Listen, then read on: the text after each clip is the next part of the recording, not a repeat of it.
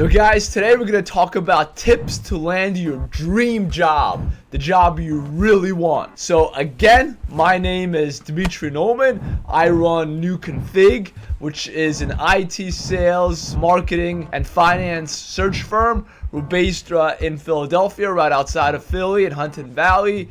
We have about 1.5 million in revenue, and we're growing fast. And the reason that I have knowledge to tell you about this is because we talk and I talk to hiring managers day in, day out, every single day about the people they want to hire, the people they don't want to hire, what is the reason that they choose the people that they hire, what is the reason that they don't choose people. So this is what I talk about all the time, and I have a lot of inside information from other hiring managers. I know why they choose which candidates.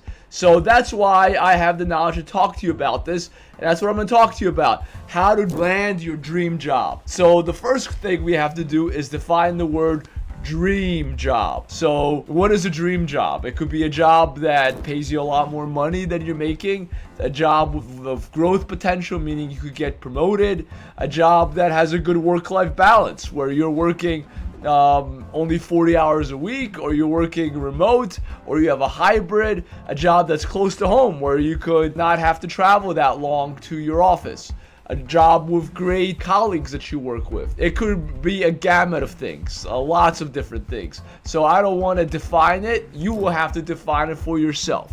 But no matter what the dream job is going to be, or what you define it to be, you first, to get that job, you have to create a resume. And if you don't have a resume, you have to create one. Now, if you don't have a resume, I don't want to push this on people, because if I make this a very hard task and it has to be a perfect resume, most people are just going to procrastinate and they're not going to create a resume. So my first advice to you, if you don't have a resume, create a bad first draft of a resume. It doesn't have to be perfect. That's how I coach candidates. It does not have to be perfect, but guess what? Once you create a resume, we have something. It's out there. It's something, and we could fix it.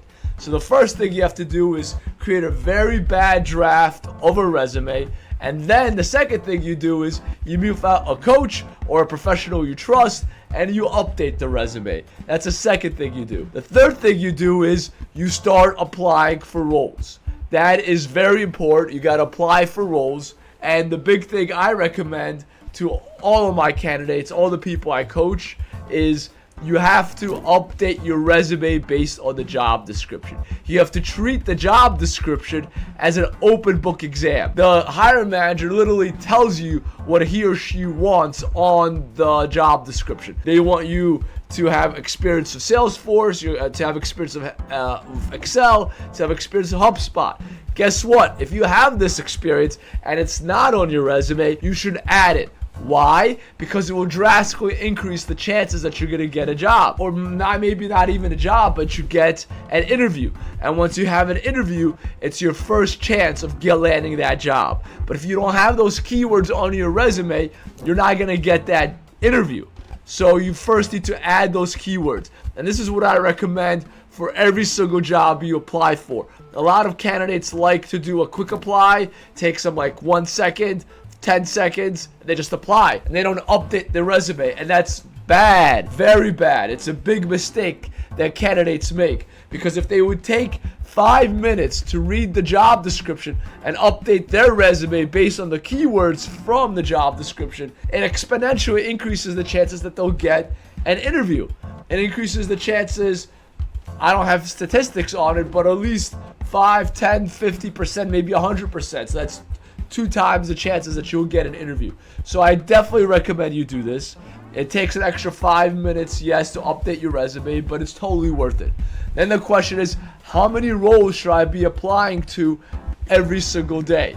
And looking for a job is a full-time job. You need to be updating your resume based on the job description, then applying, and then preparing for interviews, interviewing, sending thank you notes, and rinse and repeat many times. It's a game of numbers to get the job. So how many times should you be applying? At least 20 to 30 roles a week, hopefully 40 to 50 roles a week. And one thing I do want to add, please don't add keywords, don't add skills to your resume for skills that you don't have. So in that example that I gave you, if you don't have experience with Salesforce or HubSpot or Excel, don't add it. Because if you do add it and you get an interview and they ask you about HubSpot or Salesforce and you don't have the experience, guess what? You're wasting their time and you're wasting your time. So don't do that. I don't recommend you lie. Don't lie. Only add the skills to your resume that you have. And guess what? If you're going through the skills and you don't have the skills that they want, don't apply for that job. As simple as that. If you don't have the keywords that they're looking for on the job description, don't apply. And that's okay. There'll be plenty of other jobs that you could apply to. So once you create a bad rough draft, create a better draft of your resume, then you apply to 20 to 30 to 50 roles a week, updating your resume based on the keywords from the job description. You'll finally start getting interviews.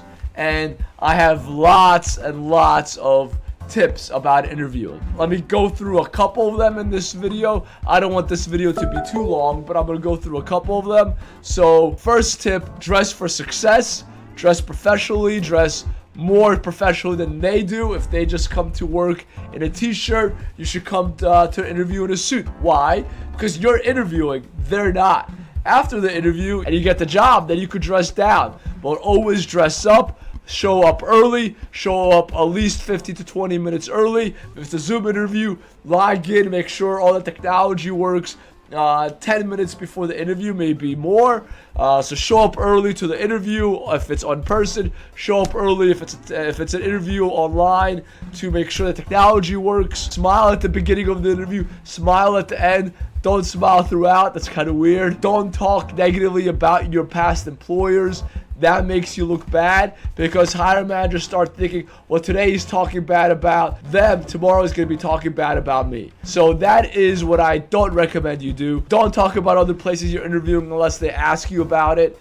Always say that they are the top 3 places that you're interviewing, which makes sense. That's why you're interviewing with them today. That's why you took time out of your day to talk to them. So that's what I recommend.